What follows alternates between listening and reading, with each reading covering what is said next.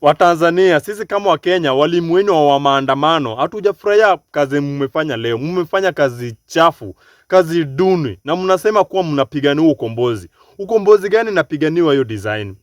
Tangu mwanze maandamano, hatujasikia kwa kuwa polisi amepiga mtu risasi, hatujasikia kwa kuwa raia amechukua mawe akapiga nao kichwa ya polisi akakufa. Hiyo sasa ni maandamano aina gani? Tangu mwanze maandamano, hatujaona kuwa mnakimbilia duka za watu, mnavunja, hatujasikia kuwa mnaiba, hatujasikia kuwa mnaenda kutembelea rais kule yake kumsalimia. Hiyo sasa ni maandamano aina gani? Huku Kenya tukianzanga maandamano, tunasemanga ni maandamano na ikuwe kama mbaya. Tunavunja maduka za watu, tunaibia watu, ndio angalau ikifika jioni umetoka maandamano upatako kamchele yenye unaweka kwa mdomo, upatako ugali ya kukula.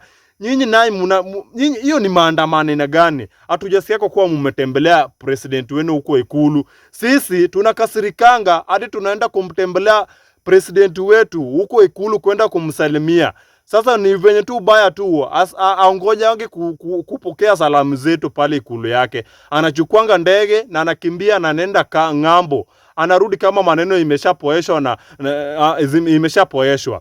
Kwanza maandamano hii sijui ni maandamano gani. Sisi tulikuwa tunafanyanga maandamano, hasira yetu ilikuanga juu yenye kama mtu mwenye anaitwa Raila Amolo Odinga.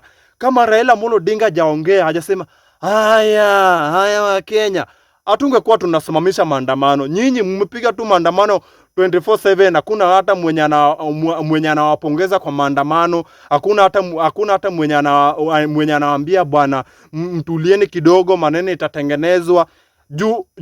Juu president wenu najua hawezi waogopa. Juu mnapigania maandamano, mnapigania ukombozi wenu kama wanawake tu bila nguvu yeyote. Mimi niliwaambia hii nguvu ya mchele yenyu hii haiwezani kwa ile uwanja wa maandamano na mnisikii.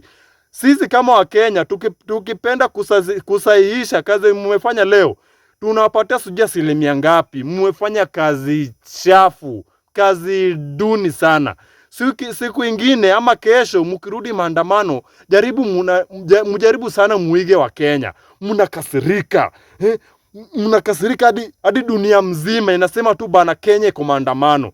Ama dunia mzima inasema tu bana TZ nayo, Tanzania nayo wanapiga maandamano. Sisi kama wa Kenya wakati tulikuwa tunapigania ukombozi, tunapigania Kenya tunataka, dunia mzima ilikuwa inajua kuwa wa Kenya wanapigania Kenya wanataka. Nyinyi hatujasikiako, kumaanisha nyinyi hamjui maandamano. Inafaa mnasoma na mnaiga maandamano kutoka kwetu sisi wa Kenya. Kazi yenye mmefanya leo ni kazi duni, kazi chafu sana. Hata tunaweza kasirika tuvuke boda, tukuje tuwachapa kiboko. Hiyo ni kazi duni, kazi chafu sana. Kesho mjaribu muige wa Kenya, ndio mtapatiwa ukombozi yenye mnataka nyinyi.